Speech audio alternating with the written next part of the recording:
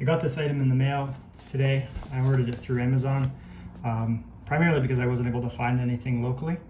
So it's a 2-in-1 flashlight. I just wanted to do a quick unboxing and review because why not?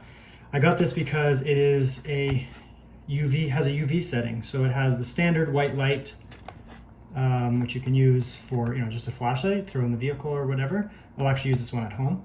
But I wanted a UV light, and oddly enough, you can use it for pet stains. What I actually got it for is you can actually see buildup on dogs' teeth. I have a dog and I've been brushing his teeth and I've been trying to clean it.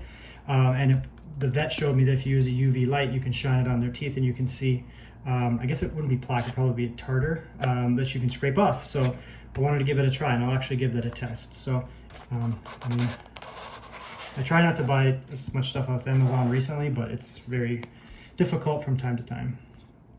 So it looks like it takes 3 AA batteries. It says it's included, at least it did on the posting. So it takes 3 AAA batteries. Looks like the maximum lumens is 400. So that's the battery brand. Depending on what type of battery you use, I guess it will give you more or less brightness, which I didn't know was a thing, actually.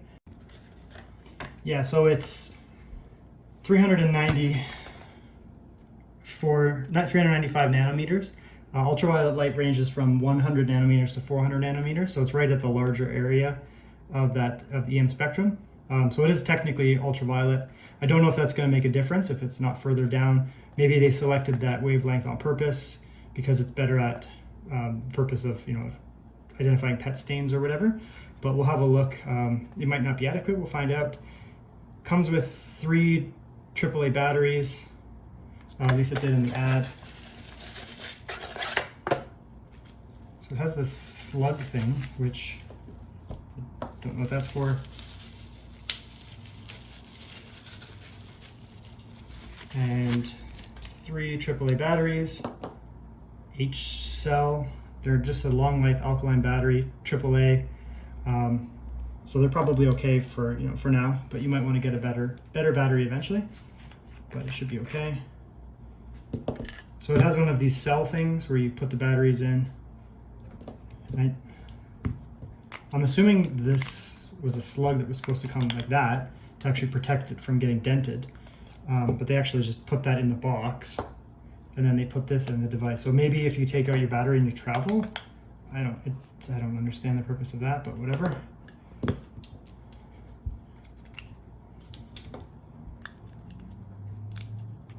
I actually like these little cell type things.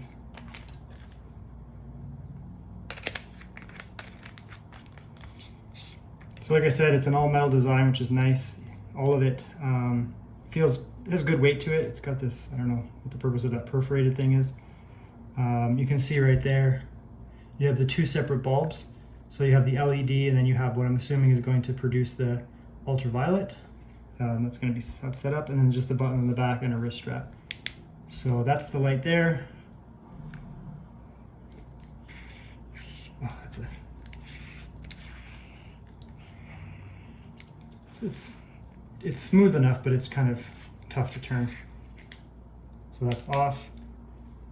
I don't know what the difference is there.